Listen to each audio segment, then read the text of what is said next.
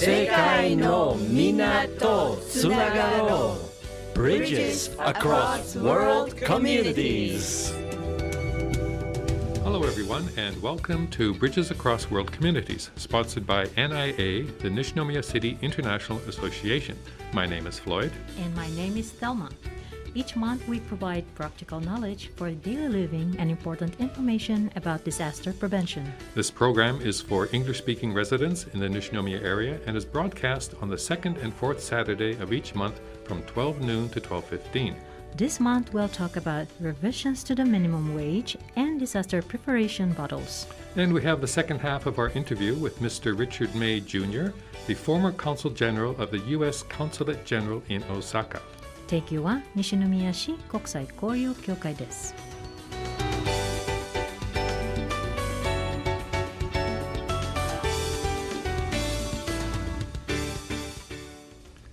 I'm sure many of our listeners are currently working or looking for a job, so let's talk about the minimum wage system in Japan. Yeah, that's a good idea. But why are we talking about it this month? Well, the minimum wage is reviewed each year, and the new minimum wage goes into effect in October, Floyd. So it's the perfect time to share this info with our listeners. Okay. Now, what exactly is the minimum wage system? Well, it's the minimum hourly wage paid to the employees as set by the government's minimum wage law. Employers are required to pay workers at least this minimum amount. And what if they don't? Well, there are penalties for employers who do not comply. Oh, that's good. Now, what's the purpose of the minimum wage law?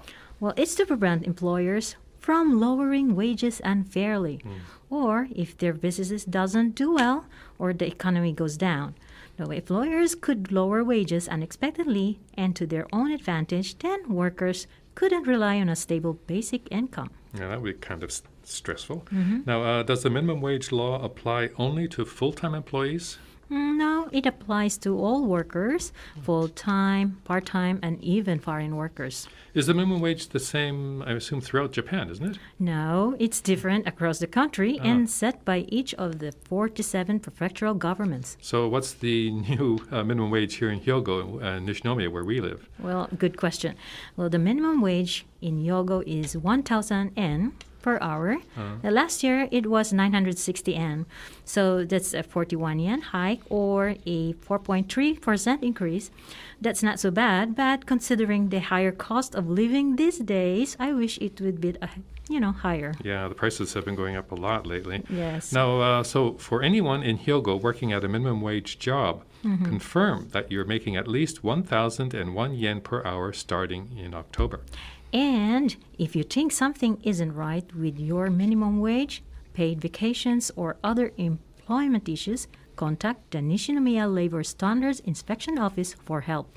And if you have difficulty communicating in Japanese and would like consultation services in English or another language, contact the Nishinomiya City International Association, and they can make arrangements to help you get the information you need.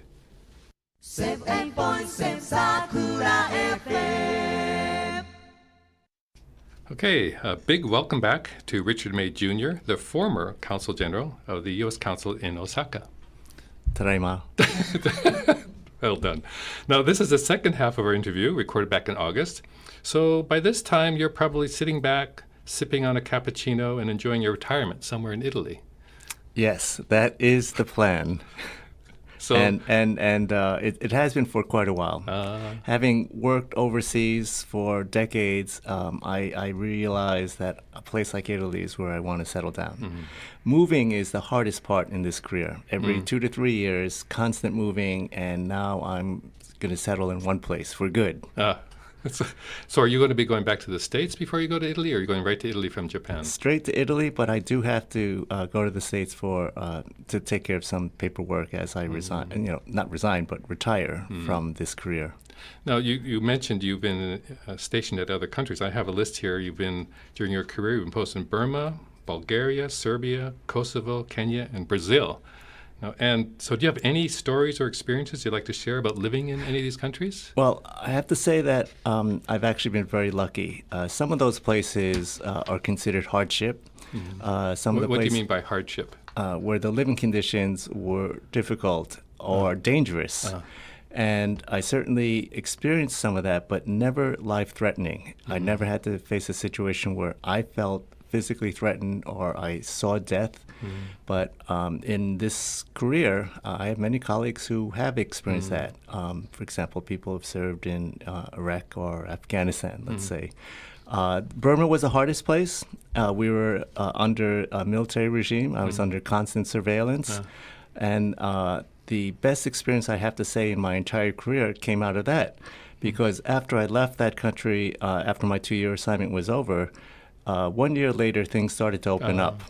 And ordinary people were given more freedoms. There was more press availability. People could start acquiring things that were available in the West, but until then had not been in Burma. So I found out that once things opened up, they published a list of people who were formerly banned from coming into the country, and my name was on that list. So I am very proud that I got on the blacklist. Now, just to be clear, Burma is also known as Myanmar. Myanmar, right? Okay, yes. So.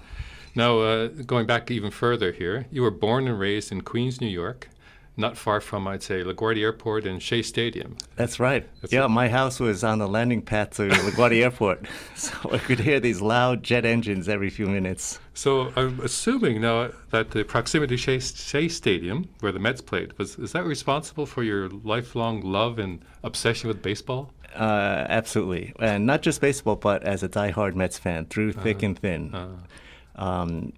Because getting to Shea Stadium was so easy. Just hop on the train. I was there in 10 to 15 minutes. So you must have gone to a lot of games. I did as a kid. It was a lot of fun. Did you go to any of the games during the amazing Mets year? What was that, 86? 69 was the amazing Mets year when they won the World Series for the first time, from last place to first.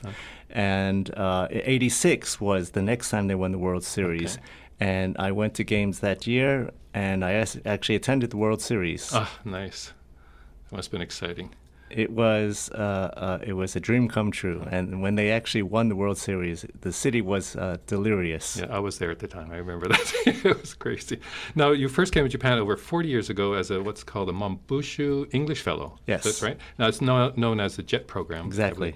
So, and you were living in Tokushima.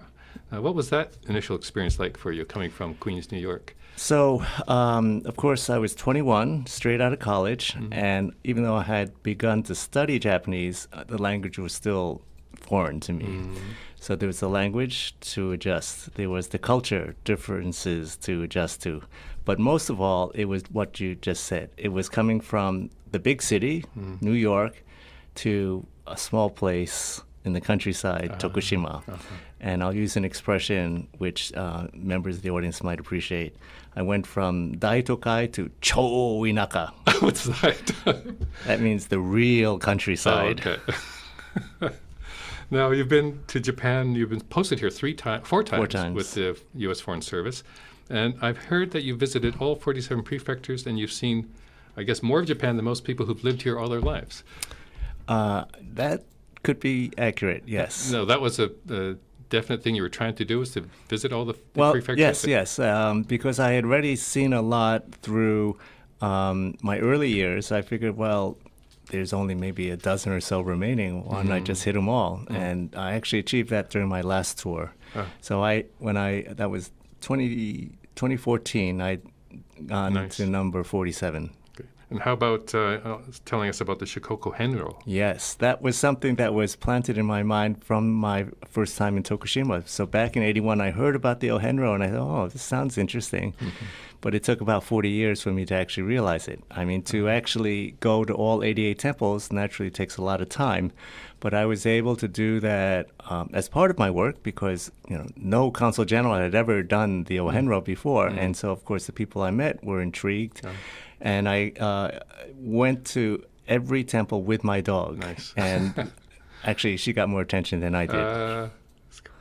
Now, we've heard that you're a big baseball fan, so it must have been a huge thrill for you recently. I think it was you threw out the first pitch at the Tigers-Carp game held at Mazda Zoom Zoom Stadium back in July, I think. Yeah. How did that come about? Well, it was on July 4th, America's Independence Day, and we weren't doing any special event on the Independence Day. Often we do, but this year we postponed it.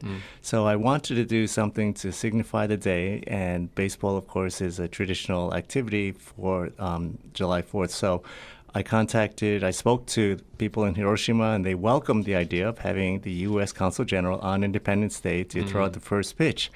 So prior to the game, I warmed up with one of the American players. We had a nice chat. And then I had practiced prior with Max Suzuki, who was the third Japanese player. He was a pitcher to play in Major League Baseball. And so he and I practiced, and it worked out because I threw a strike. Oh, you did throw a strike. Okay. You didn't throw one of these balls that went way off. No. I got a video recording of it. Well, that must have been exciting. Now, we're already running out of time. We have so much more we would like to talk about, but maybe we'll have to come over in Italy and do some more interviews. Prego. Now, I don't know if we can do something really quick here. We're kind of running out of time, but at the end of the last interview, you had a little message for the listeners. You said something like, everyone has their own role or mission to play to realize international understanding. Is there something very briefly you'd like to say to listeners this year? Well, I guess I'll just build on that to say that when it comes to diplomacy, it's not just the leaders, presidents and prime ministers, or diplomats, ambassadors, but it's everyday people crossing borders, trying to understand each other. And that's what I experienced when I first came to Japan in 1981. And out of that experience, I decided to become an official diplomat. So everyone could be a diplomat. Okay. Nice way to end it. So once again, Richard, thanks for joining us today. And we wish you all the best of luck in your new role as a former U.S. diplomat. And we hope retirement life in Italy will be enjoyable and rewarding for you. Thanks for joining us. Grazie mille.